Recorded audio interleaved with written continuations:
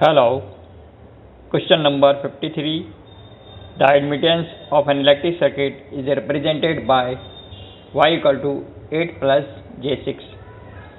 Calculate the value of resistance in this circuit.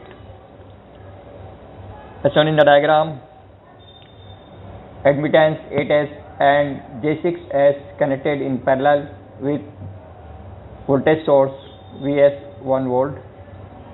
Solution: impedance Z equal to 1 upon admittance Y and impedance Z equal to R minus J6.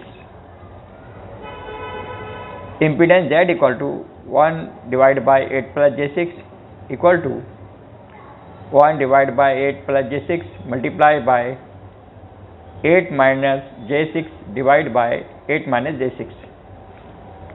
So impedance Z equal to 8 minus j6 under root 8 square minus j6 square.